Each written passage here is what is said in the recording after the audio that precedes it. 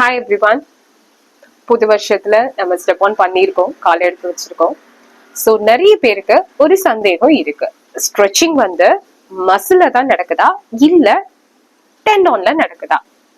So மசில்ல தான் இது நடக்குது. ஏன் அப்படின்னு பாத்தீங்கன்னா, மசில் அப்படின்றது ஒரு எலாஸ்டிக்கான ஒரு நேச்சர் கொண்டது. ஸோ இது ரொம்ப சிம்பிளா சொல்ல போனா, நீங்க ரப்பர் பேண்ட் யூஸ் பண்ணிருப்பீங்க இல்லையா, அந்த ரப்பர் பேண்டை புல் பண்ணா என்ன ஆகுது, திரும்பி அதோட ஒரிஜினல் ஸ்டேட்டுக்கு வந்துருது. இழுத்து விட்டோம்னா மறுபடியும் அதே ஸ்டேட்டுக்கு வந்துருது. ஸோ வேற டெண்டான் வந்து உங்களோட ஒரு ரொம்ப கடினமான ஒரு ரோப்புன்னு சொல்லலாம், கயிறுன்னு சொல்லலாம். ஸோ இந்த கயிறை நம்ம புல் பண்ணோம்னா ஸ்ட்ரெச் ஆகுமா? ஆகாது. பட் ரொம்பவே ஃபோர்ஸ்ஃபுல்லா ஸ்ட்ரெச் பண்ணா என்ன ஆகும், ரொம்ப ஃபோர்ஸ்ஃபுல்லா நீங்க ரொம்ப எக்ஸ்டென்சிவா வந்து புல் பண்ணா இட் வில் காஸ் டேர். அது உடனே வந்து ஃபுல்லா பிரேக் ஆகாது, கொஞ்சம் கொஞ்சமா பிரேக் ஆகும். அததான் நம்ம மைக்ரோ டேர், அதாவது நுண்ணிய ஒரு ஒரு கிழிஞ்சல்னு சொல்லலாம் மைக்ரோ டேர். ஓகேவா?